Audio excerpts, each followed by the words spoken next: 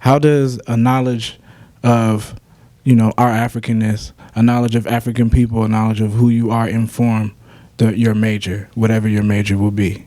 If you have people who go into business majors, you have them going to sociology, you have them going to math, science, whatever, and they think that they don't need, any knowledge about themselves and where they come from and their people and things like that. And so, can you talk about that a little bit? How who you are and how who we are as African people informs our career paths and our majors?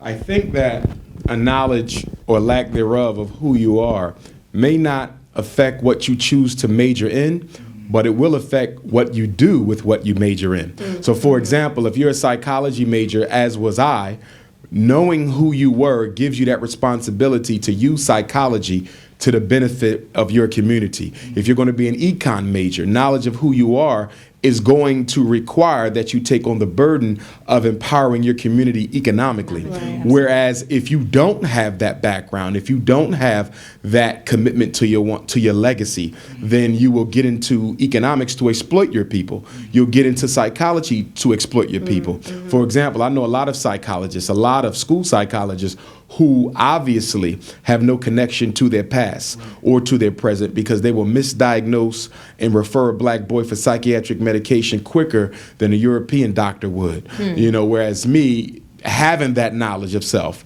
that definitely helped, improve my commitment to what I needed to do with my profession. So I think it's something that our people need.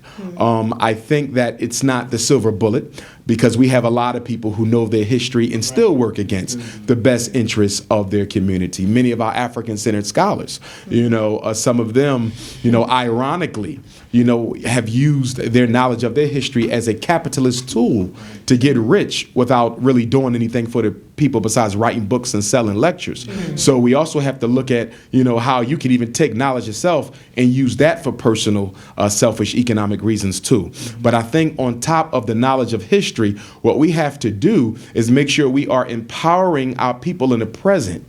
That is just as important as knowing your past, because I know a lot of people who know their past, but they still are filled with hopelessness about our abilities to impact our future. More now than ever before, I hear from elders, people my age, who say, you know what, we ain't going to never come out of this. It's over. It's a lost cause. And these people have mastered their history, but what they haven't mastered is their ability to impact their present. And so for me, I try to be a here and now scholar. And that's not to discount those who focus on the distant past, because we need that. That's our foundation. But if we keep focusing on the past with no attention being made to the present or the future, we're not going to win, because all the other races in the world, they're focused on the present and the future. They'll give you that past if that's all you want, as long as they can dominate the future. So we want to be owners of past, present, and future.